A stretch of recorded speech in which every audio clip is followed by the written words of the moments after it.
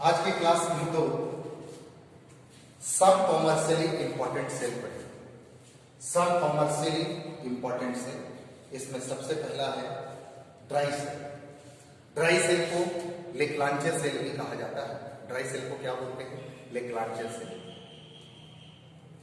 After the discover Leclanche cell का discover किया था लेक्लांचे नामक साइंटिस्ट ने, इसलिए इस सेल को हम लोग क्या बोलते हैं? लेक्लांचे सेल कहा जाता है। इसमें एक जिंक का कंटेनर होता है, एक जिंक का वेसल होता है, एक जिंक का वेसल होता है। इस जिंक का वेसल में, जिंक का वेसल जो है जेडेन वेसल, जिंक वेसल, ये आपको एनोड का काम होता है। Itself behaves as anode. इसमें एक मसलाइन पोरस पोर्ट लगा होता है, एक मसलाइन पोरस पोर्ट लगा होगा।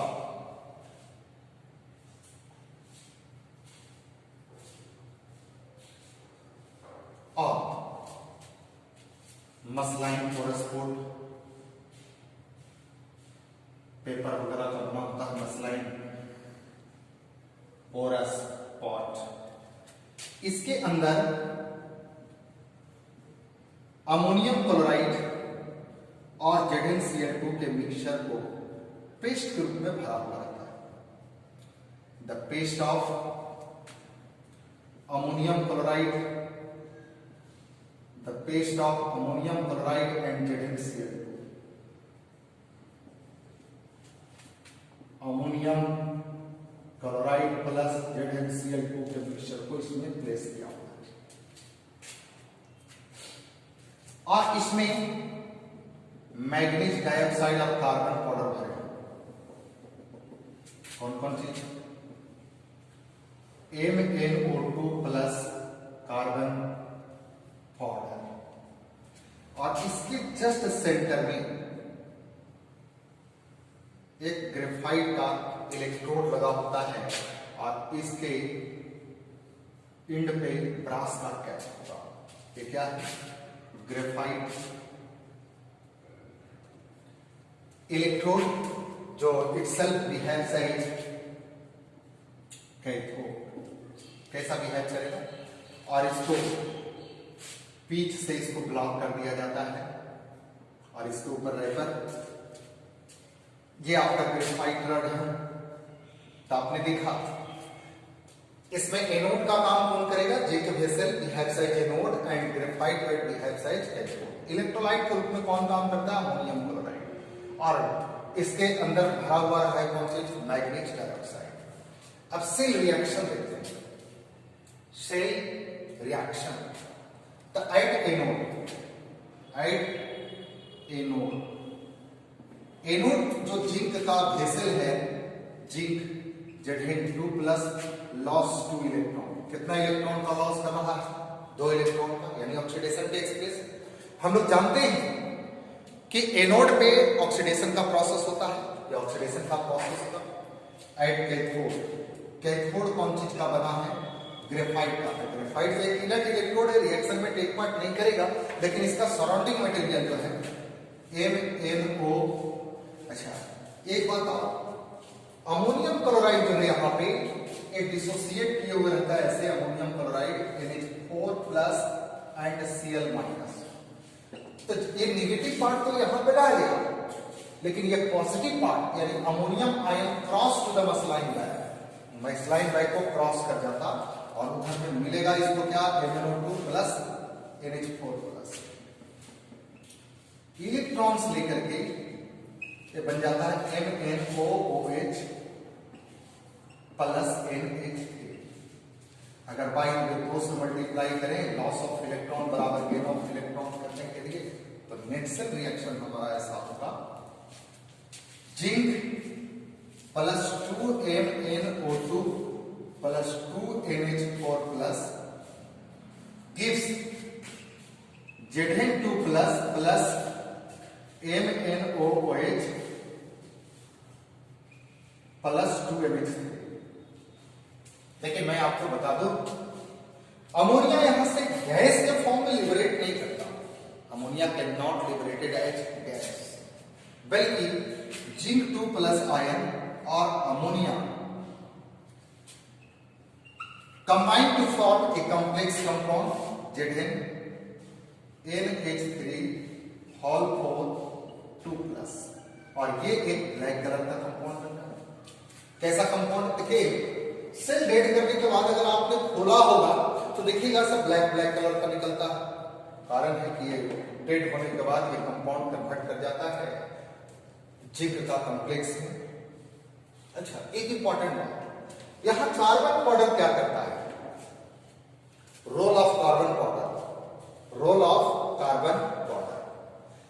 Carbon powder increase the electrical conductivity of cell,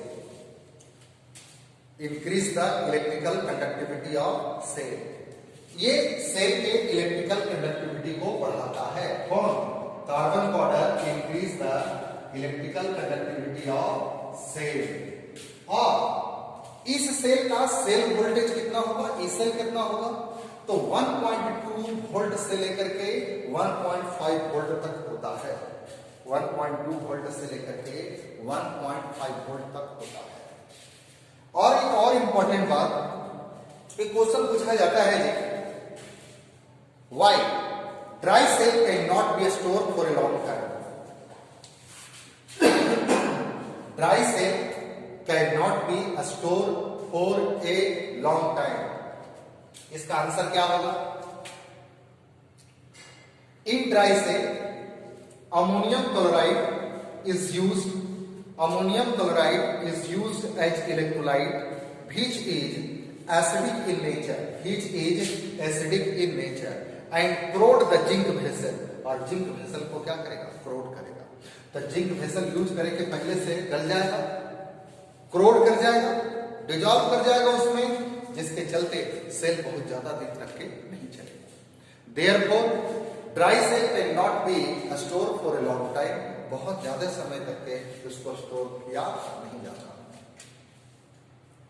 दूसरी बात, एक इंपॉर्टेंट बात, जब हम लोग देखे होंगे कि गांव वगैरह में अगर बैटरी वगैरह को यूज करते थे टॉर्च वगैरह में या रेडियो वगैरह में, तो ऐसे ऐसे प्रेस करके देखते थे, अगर दब जाता था तो हम लोग समझते थे कि सेल डेड हो गया। तो ऐसे ऐसे करने से दबता क्यों था? कारण ये देखिए, जिंक वेसल है और जिंक वेसल यहाँ पर डिवॉल्व कर जा रहा है, वो धीरे धीरे करके क्या होगा? ठीक हो जाएगा, पतला हो जाएगा, और फिर दबाएंगे तो क्या होगा? प्रेस हो जाएगा, टूट जाएगा। तो इसका मतलब समझ में आया कि सेल डेड होता था तो हम लोग कैसे समझते थे। चलिए, इस सेल का यूज कहाँ करते हैं जी? टॉर्च वगैरह में, रेडियो वगैरह में इसका इस्तेमाल किया जाता है। अब हम लोग एक दूसरा सेल पढ़ेंगे, एक दूसरा सेल पढ़ेंगे सेकेंडरी सेल के बारे में, जिसको हम लोग इन्वर्टर बैटरी पर जिसको यूज किया जाता है, वो हमारा सेकेंडरी सेल है। ये सेकेंडरी सेल कहते किसको है? तो पहले भी हम लोगों ने पढ़ा है, the cell which convert chemical energy into electrical energy and vice versa. Secondary cell can be recharged, secondary cell can be recharged. और इसमें सबसे इंपॉर्टेंट बात हम लोग पढ़ते हैं लेड स्टोरेज बैटरी। किसको पढ़ते हैं? Lead storage battery. Lead storage battery में एक ये कंटेनर होगा, इसमें कई एक चैम्बर लगा हुआ होगा, और ये बना होता है 6 वोल्टेज सेल से। मान लो कि एक प्लेट लिया हमने, दूसरा प्लेट है,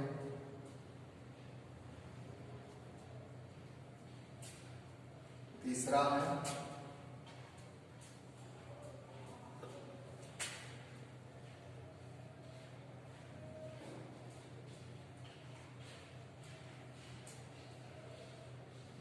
और ये रहा चौथा।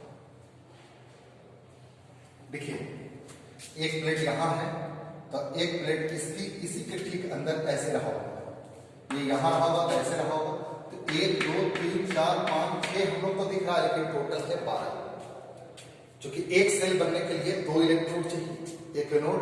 तो अगर बाई में ये नोड है तो उधर उसके ये नोड रहा होगा तो ये कैथोड रहा होगा, ये नोड कैथोड रहा होगा तो ये नोड रहा होगा, और ये सब आपस में सीरीज कॉम्बिनेशन में जुड़े होते हैं। सीरीज कॉम्बिनेशन आपको पता है कि एक का पॉजिटिव टर्मिनल और दूसरे के निगेटिव टर्मिनल के साथ, है ना। और ये इलेक्ट्रोड बने हैं कौन चीज का, ये अलग अलग चैम्बर में होता है, ऐसे है, एक उधर और एक इधर, एक उधर एक इधर। अब देखिए इसमें डाइल्यूट सल्फ्यूरिक एसिड भरा हुआ था, डाइल्यूट H2SO4 38%। अब देखा जाए ये जो एनोड है, एनोड निगेटिव टर्मिनल होगा, एनोड जो बना होता है लेड का, और ये बना होता है लेड ऑक्साइड का। एनोड कौन चीज का बना होगा, anode is made up of lead and cathode is made up of lead oxide. Really में ये सब प्लेट जो बना होता है कॉपर का होता है, लेकिन कॉपर पर एक लेप चढ़ा हुआ रहेगा, कौन चीज का, ग्रिप वाला कॉपर प्लेट होगा, जिसमें लेड का डिपोजिशन रहेगा, और इस पर क्या होगा, लेड ऑक्साइड का डिपोजिशन होगा, इस पर लेड का डिपोजिशन होगा। अगर इसमें लेड का डिपोजिशन है तो इसमें लेड ऑक्साइड का डिपोजिशन होगा, इसमें लेड का डिपोजिशन है तो इसमें लेड ऑक्साइड का डिपोजिशन होगा, लेड का डिपोजिशन है तो इसमें लेड ऑक्साइड का डिपोजिशन होगा, है ना। और डाइल्यूट सल्फ्यूरिक एसिड उसको डुबाया होगा, ये टर्मिनल पॉजिटिव होगा, ये आपको एनोड का काम करता है, लेकिन ये आपको कैथोड का काम करता है। तो कह सकते हैं हम लोग इसमें कि most important secondary cell is lead storage battery. It consist of lead anode and lead oxide cathode, lead oxide cathode. The electrodes dipped in the dilute sulfuric acid which behaves as electrolyte, mainly इसका reaction देखिए, इसके reaction में क्या होगा, ये battery अभी fully charge है, ये बैटरी फुल्ली चार्ज है, और बैटरी जब फुल्ली चार्ज होगा तो ये जो वोल्टेज प्रोवाइड करता है हम लोगों को, ये जो वोल्टेज प्रोवाइड करता है प्रत्येक से करीबन 2.2 वोल्ट प्रोवाइड करेगा, करीबन कितने वोल्ट प्रोवाइड करेगा, 2.2 वोल्ट प्रोवाइड करेगा। और जब बैटरी डिस्चार्ज हो जाएगा तो 1.18 वोल्ट करीबन ये प्रोवाइड करेगा जब बैटरी फुल चार्ज है। अभी ये जो बनाए हैं ये बैटरी फुल्ली चार्ज है, तो चार्ज है तो इसका हम यूज करना चाहेंगे। इस समय सेल वोल्टेज सेल जो होगा 2.2 वोल्ट के आसपास होगा, हम लोग अप्रॉक्स 2 वोल्ट लेते हैं क्योंकि इसका रेजिस्टेंस वगैरह भी होता है। अब एनोड की बात मैं करूं, सेल रिएक्शन ड्यूरिंग डिस्चार्जिंग और वर्किंग। तो एट एनोड पर क्या होगा, एनोड बना हुआ है लेड का, और लेड SO4 माइनस से रिएक्ट करके, देखिए SO4 तो इसमें है, SO4 माइनस से रिएक्ट करके PbSO4 बन जाता है, प्लस 2 इलेक्ट्रॉन लॉस किया, PbSO4 बन जाएगा, और क्या होगा, 2 इलेक्ट्रॉन लॉस करेगा। एट कैथोड बना हुआ है PbO2 का, PbO2 में ऑक्सीजन को हटाने के लिए मुझे 4 हाइड्रोजन की आवश्यकता पड़ेगा। तो रियली में पहले ऐसे होता है, PbO2 4 को H प्लस लेकर के Pb प्लस 2H2O बन जाएगा और प्लस 4 इलेक्ट्रॉन देगा। लेकिन ये फिर SO4 माइनस से रिएक्ट करके PbSO4 बन जाएगा और 2 इलेक्ट्रॉन लॉस करेगा। तो ओवरऑल क्या हुआ, एक SO4 भी यूज हुआ, और ओवरऑल क्या हुआ, 4 इलेक्ट्रॉन गेन करा था, 2 इलेक्ट्रॉन लॉस करा, 2 इलेक्ट्रॉन भी यूज हुआ, और फाइनली ये कन्वर्ट हो जा रहा था PbSO4 और 2H2O, है ना। तब इसका देखिए नेट सेल रिएक्शन क्या होगा, नेट सेल रिएक्शन बस इसको ऐड कर देनी है, क्या होगा, Pb plus PbO2 plus 4H plus 2SO4 2 minus gives 2 PbSO4 plus 2H2। अब इससे कंक्लूजन क्या होगा? कहेंगे कि both lead and lead oxide, both lead and lead oxide, lead भी और लेड ऑक्साइड भी डिजॉल्व एज PbSO4। किस रूप में खुल जाएगा? PbSO4। And during working of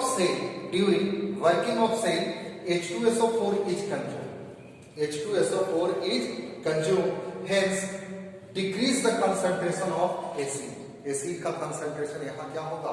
decrease करेगा, decrease the concentration of acid. तो यहां से ये बात क्लियर हो जानी चाहिए कि during the discharging of cell, both lead and lead oxide converted into lead sulfate or dissolved as lead sulfate. During discharging of cells, H2SO4 is consumed, therefore decrease the concentration of sulfuric acid in the solution. अब हम लोग specific gravity इसका देखना चाहेंगे। Specific gravity यानी कि density किसका? H2SO4 का। तो इसका डेंसिटी 1.18 हॉल करके कहां चलाता है? 1.18। लेकिन जब चार्ज करेंगे तो यही सेल जस्ट रिवर्स कर जाएगा, यही सेल रिएक्शन क्या होगा? जस्ट रिवर्स कर जाएगा। सेल रिएक्शन ड्यूरिंग डिस्चार्जिंग, अब हम लोग देखें सेल रिएक्शन ड्यूरिंग डिस्चार्जिंग। ध्यान दीजिएगा, जो यहां पे लिखा है उसी को हम लोग यूज करेंगे। Cell reaction during discharging at anode पर क्या होगा? तो जस्ट उल्टा लिखेंगे, PbSO4 plus 2 electrons, Pb plus SO4 2 minus. At cathode पर क्या होगा? तो जस्ट इसका reverse, PbSO4 plus 2H2O gives क्या? PbO2 plus 4H plus SO4 2 minus plus 2 electron. Net cell reaction क्या होगा? तो जस्ट इसका रिवर्स जोड़ दीजिए, 2 PbSO4 plus 2H2O gives Pb plus PbO2 plus 4H plus 2SO4 2 minus. यानी आप देखिए कि जब बैटरी को चार्ज करेंगे during the charging of cell, lead and lead oxide deposited at anode and cathode respectively। कहने का मतलब lead डिपॉजिट होगा एनोड पर और कैथोड पर क्या होगा? lead oxide डिपॉजिट होगा and sulphuric acid is form. यानी acidic strength increases during charging of cell charge करते हैं। एक और इंपॉर्टेंट बात, जब सेल को चार्ज करते हैं तो non spontaneous process, the charging of cell is non spontaneous process while discharging of cell is a spontaneous process, तो ये आपने देखा लेड स्टोरेज बैटरी, जो 12 वोल्ट पर बैटरी बनाने के लिए हमें 6 वोल्टेज सेल लगाना होगा और ये लमसम कितना होगा? जब फुली चार्ज होता है तो करीबन इसका सेल वोल्टेज, एक सेल का सेल वोल्टेज होता है 2.2 वोल्ट। और यदि अगर ये डिस्चार्ज कर गया, अगर बैटरी डिस्चार्ज हो जाए तो इसका सेल वोल्टेज फॉल करके ड्रॉप करके लगभग 1.9 वोल्ट आ जाती है। जब 1.9 वोल्ट आ गया तो निश्चित रूप से इसको चार्ज करने की आवश्यकता है, और